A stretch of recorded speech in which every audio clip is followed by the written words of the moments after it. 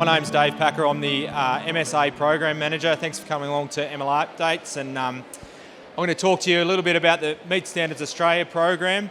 But I'm also joined by Dr. Peter McGilchrist from the University of New England. He's going to talk to you a little bit more about the traits that influence eating quality.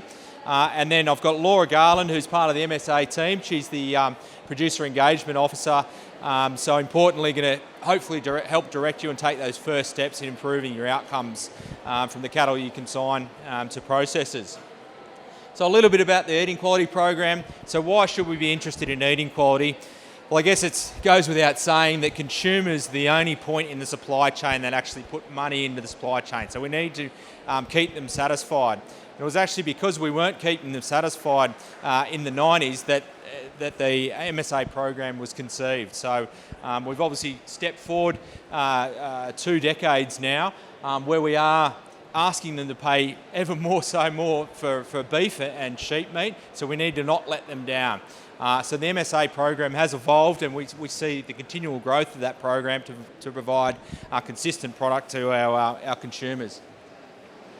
So it's the largest consumer testing program in the world. So what underpins the MSA beef model, we call it, is untrained consumers. So these are just consumers like yourselves, everyday people that are eating pieces of meat. And we've now got 1.2 million samples of beef eaten, which underpins the predictions in the MSA model. We've tested 12 different cooking methods, so they've cooking has an influence on the ultimate outcome of the products. And importantly, we haven't just tested people here in Australia, we've actually tested in 12 countries across the globe, because we're exporting 3/4 of what we grow. So how does it really work? So using those untrained consumers, and we've got a sensory session here, so we have 60 people sit in a room and they all eat 7 pieces of meat, and you've got no idea what cut it is. It's all, if it's using a grill cooking method, it's cooked to a medium doneness, and they're rating that product for tenderness, juiciness, liking of flavour, and overall liking. And then they give that sample of beef an overall rating: unsatisfactory, good, better, or premium. And when we use all of those scores and the combination of those scores to understand, well, what did we measure on those animals, and what was the relationship between the scores and the changes in those measures or traits on those animals. So that could be how that animal was consigned, the production system it came from, the genetics of that animal, some of the carcass traits, and we'll have some grading demonstrations afterwards after we finish up. So come and have a look to how we go through the grading process on plant. Aging of that product, some of the cuts actually improve with aging, and importantly how that product was cooked at the end of the day. So we know what the consumers have told us compared to what we've measured on those animals and the interactions between those measurements.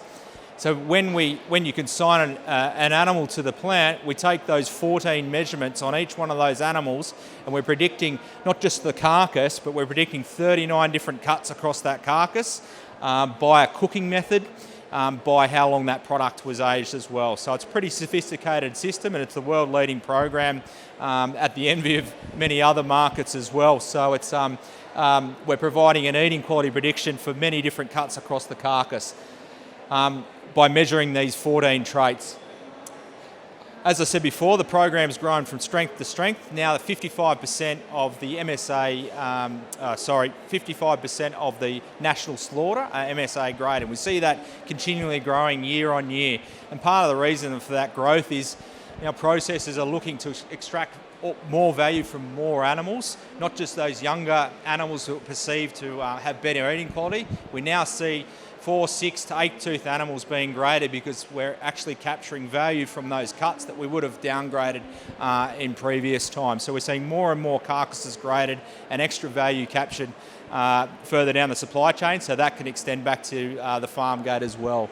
So in 2020, 21-22, that was 3.2 million head. We've got the majority of beef plants on board with the MSA program, and they're increasing their utilisation of the program.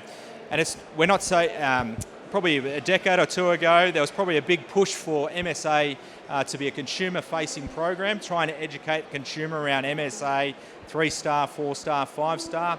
We've changed strategy in the MSA program, and that's been the success of the growth of the program, where we now say that MSA underpins the brands. So it's now the eating quality specifications are set by the brand owners. Almost 200 brands are underpinned by MSA predictions, and that allows those brand owners to provide consistent quality to their customers. So, and have a unique opportunity to differentiate their product from their competitors as well. So, the program continues to grow, and if you're also interested in the sheep model, we're about to launch a program similarly in the sheep world, where we'll take on a similar approach in underpinning branding structures. I'll pass it over to Pete. He'll talk about some of the eating quality drivers that you can influence on farm. Thanks, Dave, and thanks everyone for coming along today. It's great to take a bit of time out of your day. As we said, we'll be up here after we speak, so we'll take questions at the end, but come out for the grading demonstration as well. So what are our key drivers for eating quality is what I'm going to go into. Early in the MSA program, or for many years, it was really used as a drafting gate for carcasses that were in or out. So those that failed on pH, and thankfully, as Dave's shown, we've really moved on from that. But it is still something we need to work on. So we need to meet those MSA pre-slaughter requirements around 30 days on farm. Not mixed or mingled with other groups in those days, etc. And then on top of that, it's really just pH. So pH non-compliance is the yellow line there.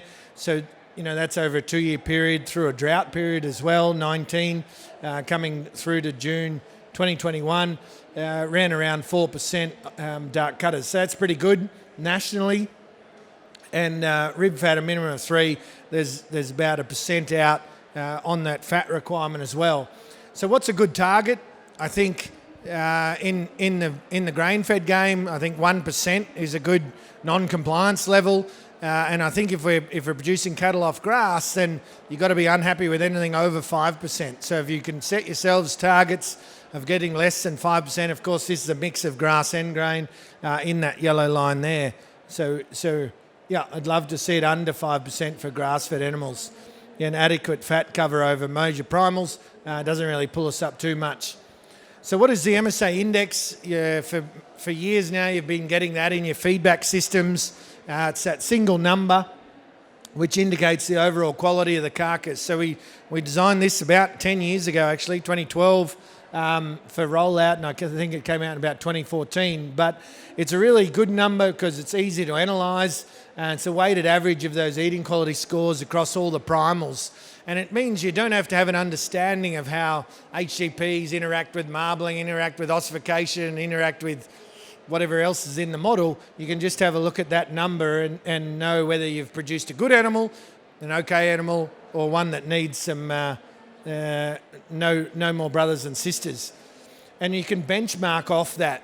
So if you're a feedlotter, you can benchmark people's animals you buy in. If you're a producer, you can benchmark this year's animals to last year, or one bull's animals to another bull's. If you're a processor, you can use the MSA index to benchmark all your producers into your supply chain. So it's a great tool, an easy tool to be able to do that quickly and effectively, and with good variation as well.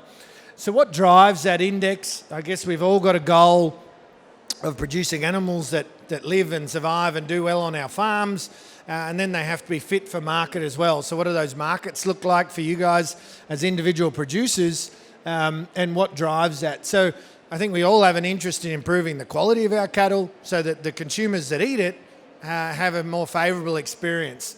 So there's a few key drivers for eating quality, and those are the ones up the top here. So HCP status, milk-fed vela and sale yard, they have a very big impact on the MSA index, but they're a management decision. You're either yes or a no for those three things. There's not a continuum. You're either in or you're out. You're a 0 or you're a 1. And then beyond that, these three are basically the three large levers we can pull to improve quality. So MSA marble score, we can select for marbling, we can feed high nutrition to improve our marbling. It has a big impact on eating quality. So as marbling goes up, MSA index goes up by 0.15, so that's by 10 points. Hump height, So in Queensland, we need Brahmins. We need that tick resistance, heat tolerance, etc. But we know that they have an effect on eating quality, which we need to model. So the lower we can get those humps, the higher we can get the MSA index. Of course, in your production systems. And the other one is ossification. So it's the physiological age of the animals to the time of slaughter. So if they can reach slaughter at a younger age, then they'll have a lower ossification score. And so they're our three large drivers of eating quality.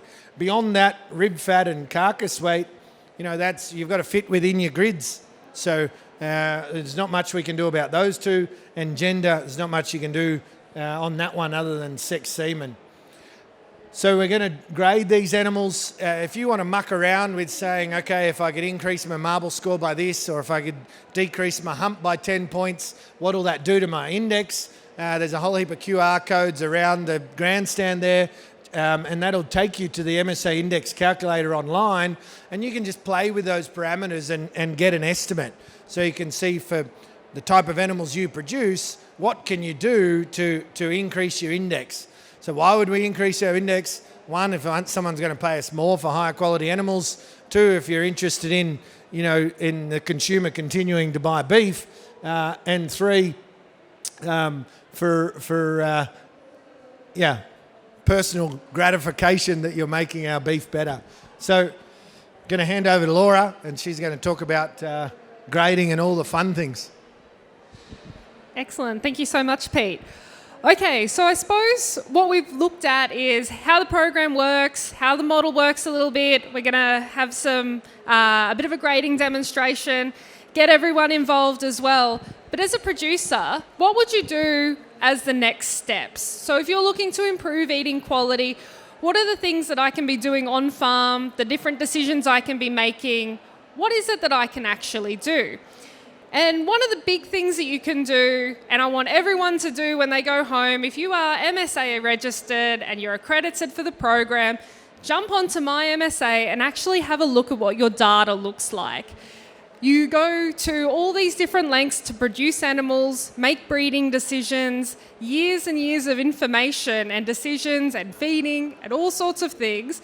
And at the end of the day, what you'll have on those animals is data and information from when they've been killed. So you might as well definitely have a look at it. So if you can jump onto My MSA, that has all of your grading information stored, irrelevant of where the carcasses have been processed. You can also have a look at benchmarking, access ENVDs, and be able to see that information in the one spot. So this is just a little bit of what our benchmarking looks like. So you go in, have a look at, for example, the last 6 months of kills, compare them to your region, state or nationally, be able to add some filters on to say, okay, well, I don't HGP treat my animals, so I want to look at non-HGP treated animals. And what you'll be able to see is your carcasses, so in the pink, relevant to who you're comparing to. So this is based on Queensland results, how many were in there, and this MSA index, where's your average, where's the state's average at the time or for the last 6 months, and what does the distribution look like as well. The other thing that we can think about, okay, well, if we're going to make some decisions on improving eating quality, we need to make sure that, A, we feed them and get them finished, and that we don't have dark cutters in our consignments. So that management and nutrition is incredibly important. But the other thing is, what's the genes in that animal, and what's going to happen when we look at the genetic potential of our bulls and our dams, and then the progeny. So if you haven't already, I would highly recommend that you head outside and catch up with the guys at the genetics stand. They'll be working through different ram and bull buying and choosing the right genetics for your herd. But what you can also do is jump online to Accelerate or the Genetics Hub. And this has a lot of information. It's nicely pared down in everyday language around, well, what can I do when I'm looking at EBVs or estimated breeding values, selecting sires, those sorts of things. and based on tropical and temperate cattle. Also, breed plan as well, going to your breed plan site and information there. The other thing that you can do while you're here at the MLA update is duck over and have a talk to Sally Lego at the adoption stand. So with a lot of the programs that we run at MLA, we're looking at this, how do we get the practices and technology that we've researched actually onto farm? And so we have this program in place where people can be part of everyday awareness activities like you guys sitting here listening to me today, getting into short-term 1 to 2 day courses and programs, so things like Bred Well, Fed Well, and in the north, particularly the EDGE network, and then moving into this long-term practice change. So we have 2 key programs in producer demonstration sites and PGS, so profitable grazing systems.